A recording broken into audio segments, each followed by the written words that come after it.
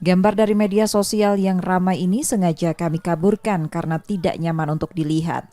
Video ini memperlihatkan seorang pelajar SMK di Palembang yang terluka dan tidak sadarkan diri setelah dianiaya menggunakan senjata tajam oleh pelajar dari sekolah lain. Peristiwa ini terjadi di Jalan Kemas Rendo, Kecamatan Kertapati, Palembang pada Jumat sore lalu.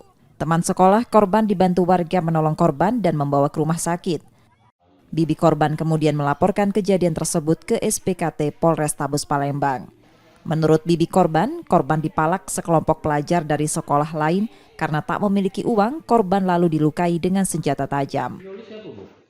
Kami tahu-tahu kami ini di rumah, kan ditelepon dari rumah sakit Bari, ya terkejut. Kami ini, ibu ini jualan, kami ibu ini. Oh, udah minta duit Bu ya gitu Bu ya. Yo. Kalau itu minta sekolahan mana Bu, minta informasinya Bu? Belum tahu juga yang sebenarnya. Ini anak kita udah sadar bagaimana? Sadar sekarang. Cerita dia apa Bu? Ceritanya apa tuh? Kalau cerita Tidak dia? tahu, dia tiap saat ditanya, tidak tahu. Ditanya ingat, tidak tahu. Kawannya dia ngasih tahu. Ini lagi kawannya juga. Pokoknya dia tidak sadar langsung kayak itu. Jadi luka di bagian apa Bu? Sini. Di pelipis. Pelipis mata. Itu Bu ya? Pakai apa tuh Bu? Katanya Ditusuk. katanya menurut cerita pakai kunci motor. Meski sudah sadar, korban masih dirawat di rumah sakit.